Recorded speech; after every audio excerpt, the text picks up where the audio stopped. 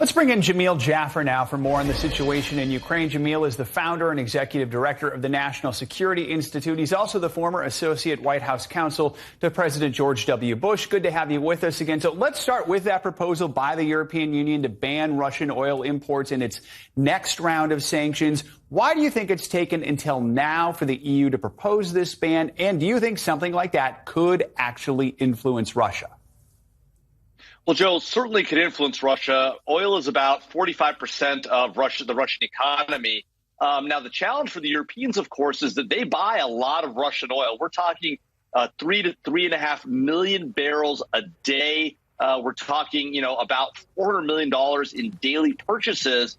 And so it's a real challenge for the Europeans to cut this supply off. They've got to get alternate sources, and without the U.S. producing a significant amount of exports, which we aren't today, they're looking at places like Iran and Venezuela, not great options for the United States or our allies either, but something to think about. The other issue, Joe, as you well know, is this issue of gas. And today, even though there are some limitations on Russian gas coming to Europe and the payment of rubles to them, the Europeans have worked out a sort of a methodology where they pay Gazprom Bank, a Russian bank, in euros. They transfer to rubles. The Russians get paid anyhow. And so that Russian gas keeps flowing to Europe. That's another huge area where Russia has a stranglehold on our allies because they're in control of these supplies to Europe. Jamil, let's talk about that positive news out of Mariupol. They're successfully evacuating some of the people who are still trapped there. I mean, the fact that humanitarian organizations are on the ground there, does that signal any kind of shift in Russia's strategy to capture the city? Is anything changing here?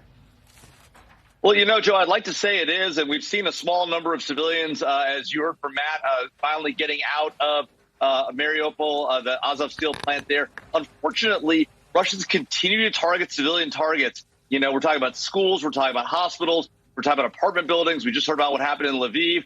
I mean, it is a real disaster, and these are actual war crimes ongoing currently.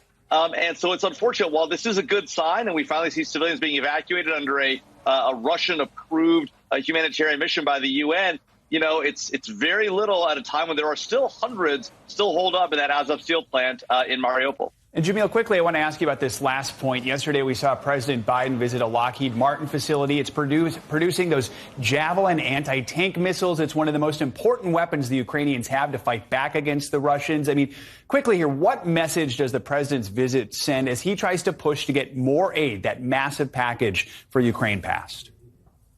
Well, sir, the president has doubled and tripled down on American military supplies to Ukraine, asking Congress for $33 billion on top of the $13.5 billion we've already provided. We're sending those Javelins. We're sending Stinger anti-air missiles.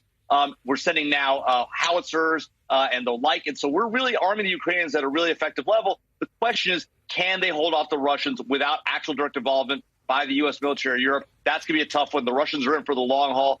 Unfortunately, Joe, I worry this gets worse before it gets better. Jamil Jaffer, thanks so much for your analysis this morning. We appreciate it.